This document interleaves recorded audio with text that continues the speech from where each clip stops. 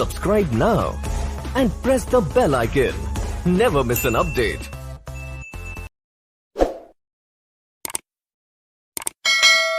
अपने channel way for job में दोस्तों, जैसे कि आप जानते हैं, आज हम उत्सर्जन तंत्र की अपनी पहली क्लास ले रहे हैं। लेकिन उत्सर्जन तंत्र पढ़ने से पहले मैं आपको थोड़ी सी मानव शरीर के बारे में एक जानकारी दूंगा दोस्तों, जिससे ये चैप्टर आगे की तरफ बढ़ेगा। हमारा जो शरीर है दोस्तों मानवों का, वो कोशिकाओं से मिलकर बना होता है। देखिए दोस्तों, कोशिका आपको दिखाई दे रही होगी, जैसे कि डिस्प्ले पे कोशिका होती है। ये कोशिका ही दोस्तों हमारे शरीर में लाखों करोड़ों की संख्या में होती है। इन कोशिकाओं के मिलने से ही दोस्तों एक ऊतक तैयार होता है। ऊतक एक जाल है एक तरह से। तो दोस्तों आप देखिए, ये आपको दिख रहा होगा, कोशिका मिलती है तो कोशिकाओं के मिलने से दोस्तों बनता है ऊतक, और दोस्तों ऊतक के मिलने से बनते हैं अंग दोस्तों, और अंग के मिलने से बनता है दोस्तों अंग तंत्र। तो हम इन्हीं अंग तंत्रों के बारे में टॉपिक वाइज पढ़ते हुए चलेंगे, जिसमें पहला वाला अंग तंत्र है हमारा उत्सर्जन तंत्र। तो दोस्तों चलिए शुरू करते हैं उत्सर्जन तंत्र। ज़्यादा लंबी वीडियो दोस्तों नहीं बनाना चाह रहा हूँ, सोच रहा हूँ कि कम वीडियो हो दोस्तों, कम लेंथ हो, वीडियो की ड्यूरेशन कम हो और जानकारी आपको ज़्यादा प्रोवाइड करा दूं मैं। ठीक है दोस्तों। तो दोस्तों उत्सर्जन का मतलब होता है हमारे शरीर में जितने भी विषैले पदार्थ होते हैं, हम जब उनको अपने शरीर से बाहर निकालते हैं तो उसी को उत्सर्जन करना बोलते हैं दोस्तों। जैसे एग्जाम्पल के तौर पर हम समझते हैं, पसीना हम बाहर निकालते हैं दोस्तों, उसको भी उत्सर्जित करना बोलते हैं। मल मूत्र कार्बन डाइऑक्साइड हम छोड़ते हैं, ये सब शरीर से हम अपने उत्सर्जित कर रहे हैं। तो इसमें जो हमारे शरीर के अंग सहायता कर रहे हैं, हम उन्हीं के बारे में यहाँ पढ़ेंगे। लेकिन आज की जो वीडियो होगी दोस्तों, ये उत्सर्जन तंत्र का पहला पार्ट है, फिर दूसरा पार्ट आएगा उत्सर्जन तंत्र का। हम आज जानकारी प्राप्त करेंगे कि उत्सर्जन के तहत हम अपने शरीर से किस चीज़ को बाहर निकालते हैं, जो मुख्य रूप से हम उत्सर्जित करते हैं। तो दोस्तों सबसे पहले बात आती है मानव की। दोस्तों हम जैसे भोजन ग्रहण करते हैं, भोजन से दोस्तों हमें मिलता है प्रोटीन, और दोस्तों प्रोटीन से हमें प्राप्त होता है अमीनो एसिड। जब अमीनो एसिड हमें प्राप्त हो जाता है तो दोस्तों अमीनो एसिड हमारी बॉडी में जाके अमोनिया में परिवर्तित हो जाता है। अमोनिया ही हमें अपने शरीर से बाहर निकालना है, जो एक जहरीला पदार्थ है। लेकिन दोस्तों अमोनिया को बाहर निकालने के लिए जो है 8 से 10 लीटर वाटर की आवश्यकता एक दिन में होगी दोस्तों। अगर आप 8 से 10 लीटर पानी नहीं पी रहे हैं तो अमोनिया आपके शरीर से बाहर नहीं निकलेगा, क्योंकि आप इस पॉइंट को याद रखें जो मैं अब बता रहा हूँ। 500 ml वाटर की आवश्यकता होती है दोस्तों 1 ग्राम अमोनिया को बाहर निकालने के लिए अपने शरीर से। 500 ml वाटर 1 ग्राम अमोनिया को निकालने के लिए। इसलिए दोस्तों अगला पॉइंट है कि हमारा जो शरीर है वो अमोनिया को लीवर की सहायता से दोस्तों और कार्बन डाइऑक्साइड की क्रिया से यूरिया में परिवर्तित कर देता है। क्वेश्चन आता है, अमोनिया को यूरिया में किसकी सहायता से बदला जाता है? तो दोस्तों उसमें सहायता करता है लीवर। लीवर जो हमारा होता है उसको कहते हैं यकृत। यकृत मदद करता है कि हमारे शरीर में जो अमोनिया आया है, पहले हमने दोस्तों भोजन ग्रहण किया, भोजन से दोस्तों हमें प्राप्त हुआ प्रोटीन, प्रोटीन हमारे शरीर में जाके बना अमीनो एसिड दोस्तों, अमीनो एसिड से हमारे शरीर को प्राप्त हुआ अमोनिया, जो एक जहरीला पदार्थ है, और उसे हमें अपने शरीर से बाहर निकालना है। लेकिन हमारा शरीर डायरेक्ट ही अमोनिया को बाहर नहीं निकाल सकता, क्योंकि एक मनुष्य जो है दिन में 2 से 3 लीटर पानी पी लेता है, लेकिन 8 से 10 लीटर पानी वह नहीं पी सकता, क्योंकि 500 ml पानी की आवश्यकता होगी सिर्फ 1 ग्राम अमोनिया को निकालने में। इसलिए दोस्तों हमारा लीवर क्या काम करता है? लीवर काम करता है, उसको कार्बन डाइऑक्साइड प्लस अमोनिया की क्रिया कराता है, और उसके बाद ही दोस्तों हमारे शरीर में बनता है यूरिया, जिससे हम अपने शरीर से यूरिया का मुख्य रूप से उत्सर्जन करते हैं। तो ये बात तो हुई दोस्तों मानव की। मनुष्य का मुख्य उत्सर्जी पदार्थ क्या है दोस्तों? तो मनुष्य का मुख्य उत्सर्जी पदार्थ है यूरिया, जिसको हम अपने शरीर से बाहर निकालते हैं, क्योंकि 1 ग्राम यूरिया निकालने के लिए दोस्तों सिर्फ 50 ml वाटर की ही आवश्यकता होती है, और 1 ग्राम अमोनिया निकालने के लिए 500 ml वाटर की आवश्यकता होती है। तो जो मनुष्य या जो जीव जंतु, इसको हम कह सकते हैं जो भी जीव है, और वो अपने शरीर से यूरिया बाहर निकाल रहा है, तो दोस्तों उसको क्या कहते हैं? ये क्वेश्चन है आपका एग्ज़ाम में आने वाला। अभी बताऊंगा मैं आपको आगे, क्योंकि इससे पहले हमें एक थोड़ी सी जानकारी और लेनी है कि दोस्तों जो जीव हमेशा ही दोस्तों पानी में रहते हैं, तो वो भी क्या यूरिया उत्सर्जित करते होंगे? तो नहीं दोस्तों, जो जीव जितने भी जलीय जीव हैं दोस्तों वो डायरेक्ट अमोनिया का उत्सर्जन करते हैं, क्योंकि उनके पास पानी की कोई कमी नहीं होती है। कभी भी वनडे एग्जाम में आपसे ऑप्शन देके पूछ लिया जाए कि निम्न में से कौन सा जीव यूरिया का उत्सर्जन करता है, तो दोस्तों आप अच्छे से आइडिया लगा सकते हैं कि क्या ये जीव कहाँ रहता है। क्या ये पानी में रहता है, या ये जैसे हम मानव हैं, मानवों की तरह ये रहता है, चाहे उसमें मनुष्य ही क्यों ना हो। तो आप आइडिया लगाएंगे कि हम लगभग कितने पानी का इस्तेमाल दोस्तों अपने शरीर में कर रहे हैं। हम अपनी बॉडी में जितना पानी ग्रहण करेंगे आप उसी के अकॉर्डिंग उसका उत्तर लगाएंगे, क्योंकि दोस्तों हमें पता है कि हम जो प्राणी 2 से 3 लीटर पानी पी रहा है एक दिन में, वो सिर्फ और सिर्फ यूरिया का ही उत्सर्जन अपने शरीर से करेगा। जो जीव हर समय दोस्तों पानी में है वो अमोनिया का उत्सर्जन करेगा। अब बात आती है दोस्तों तीसरे तरह की जीव की। अब वो तीसरी तरह का जो जीव होता है, आपने अपने घर में छिपकली देखी होंगी, कीट पतंगे।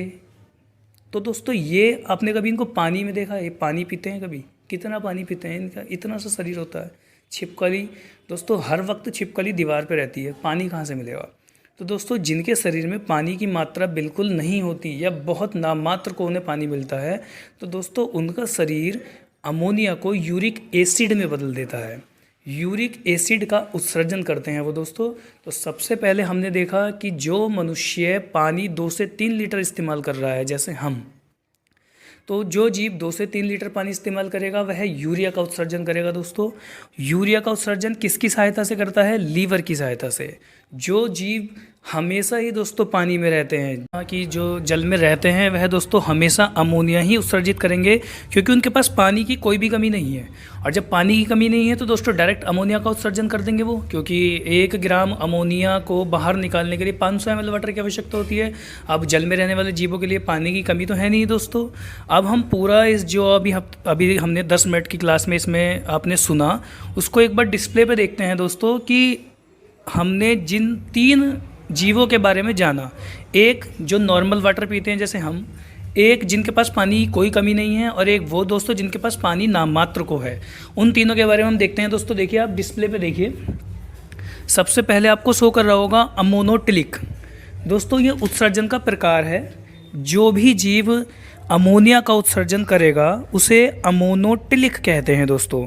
और उसको कितने जल की आवश्यकता होती है? 500 ml वाटर प्रति ग्राम। दोस्तों वो है 1 ग्राम अमोनिया उत्सर्जित करेगा और उसे 500 ml वाटर की आवश्यकता होगी दोस्तों। जैसे मछली वर्ग हो गया, अन्य जलीय जंतु हो गए दोस्तों, जैसे अमीवा, हाइड्रा, युगलीना, जलीय सरीसृप दोस्तों, जो जल में रहने वाले सांप होते हैं। अब मुझे लगता है आपको कोई भी प्रॉब्लम नहीं होगी ये बताने में कि कौन सा जीव अमोनिया उत्सर्जित करता है दोस्तों। और अमोनिया उत्सर्जित करने वाले जीव को अमोनोटिलिक कहते हैं। दूसरे नंबर पे हमें पढ़ना है यूरियोटिलिक। दोस्तों जिस भी जीव का उत्सर्जी पदार्थ यूरिया होगा, यूरियोटिलिक कहलाएंगे। यूरिया के बाद दोस्तों यह जो आ रहा है यूरिया, उस पर ओ की मात्रा इन्होंने चढ़ा दी है, यूरियोटिलिक। और 50 ml वाटर की उसको आवश्यकता होती है 1 ग्राम यूरिया बाहर निकालने के लिए, जिसमें मनुष्य तथा अन्य स्तनधारी आते हैं, जैसे उभयचर। दोस्तों इसमें मेंढक भी आता है, आप याद रखना, क्योंकि कंफ्यूज आपको मेंढक ही करेगा। आप समझें कि मेंढक तो पानी में भी रहता है और ज़मीन पे भी, तो ये क्या उत्सर्जित करता होगा? आपको याद रखना है उभयचर जीव है दोस्तों ये, और ये यूरिया उत्सर्जित करता है। तीसरे नंबर पे आते हैं दोस्तों वे जीव जो यूरिक एसिड उत्सर्जित करते हैं। आपको इसमें कंफ्यूज नहीं होना है, इसको कहते हैं यूरिकोटिलिक, क्योंकि यूरिक तो यूरिकोटिलिक और यूरिया तो यूरियोटिलिक दोस्तों। तो यूरिक एसिड उत्सर्जित करने वाले जीव को कहते हैं दोस्तों यूरिकोटिलिक, और इसको 5 ml वाटर की आवश्यकता होती है 1 ग्राम यूरिक एसिड उत्सर्जित करने के लिए। इसमें आते हैं पक्षी वर्ग, कीट वर्ग, कॉकरोच, मच्छर, टिड्ढा, स्थलीय सर्प दोस्तों, जो ज़मीन पर रहने वाले सांप होते हैं, छिपकली, ज़मीनी सांप तो मैंने आपको बता ही दिया दोस्तों। तो ये 3 आपको याद रखने हैं। फिर से एक बार रिवाइज कर लेते हैं। अमोनोटिलिक अमोनिया उत्सर्जित करते हैं, यूरियोटिलिक यूरिया उत्सर्जित करते हैं, यूरिकोटिलिक यूरिक एसिड। दोस्तों यूरिक एसिड जिनके पास पानी बिल्कुल नहीं है, यूरिया, यूरियोटिलिक जिनके पास 2 से 3 लीटर पानी है, और अमोनिया जिनके पास पानी की कोई भी कमी नहीं है। तो दोस्तों जैसा कि हमने आज देखा, उत्सर्जन तंत्र में 3 तरह के जीव हमने पढ़े हैं दोस्तों, जो आपका यूरिक एसिड, यूरिया और अमोनिया उत्सर्जित करते हैं। इसी के साथ हम आगे दोस्तों पढ़ेंगे मनुष्य का मुख्य उत्सर्जी अंग। दोस्तों यहाँ से हमारी उत्सर्जन तंत्र की क्लास अब शुरू होगी दोस्तों। अभी तक रूपरेखा तैयार की गई थी, अब हम मनुष्य के बारे में पढ़ेंगे। आप देख रहे हैं मनुष्य का मुख्य उत्सर्जी अंग होता है दोस्तों किडनी। और दोस्तों किडनी आप देखिए, ये रहा दोस्तों किडनी का फोटो। ये किडनी का जो दोस्तों फोटो आपको नज़र आ रहा है दोस्तों, पूरी किडनी नेफ्रॉन से मिलकर बनी होती है, और नेफ्रॉन दोस्तों क्रियात्मक और संरचनात्मक इकाई होती है दोस्तों किडनी की। तो हमें दोस्तों इस बात को याद रखना है कि हम कहीं भी गलती ना करें उत्सर्जन तंत्र पढ़ने के बाद। तो दोस्तों आप सबसे पहले देख रहे हैं कि जो किडनी है उसके अलावा मैं दिखा देता हूँ डिस्प्ले पे आपको, मनुष्य का प्रमुख उत्सर्जी अंग दोस्तों किडनी है। अब आप ये फोटो जो देख रहे हैं इसमें सबसे ऊपर आपको दिखाई दे रही है किडनी। ये 2 जो आपकी रेखाएं नीचे जा रही हैं दोस्तों वाहिनी, इसको कहते हैं मूत्र वाहिनी। इसके बाद दोस्तों आपको ये दिखाई दे रहा है, इसको कहते हैं मूत्राशय, और सबसे अंत में है मूत्र मार्ग दोस्तों। तो किडनी कितनी होती है हमारे शरीर में? 2, मूत्रवाहिनी 2, मूत्राशय 1 और 1 मूत्र मार्ग होता है दोस्तों।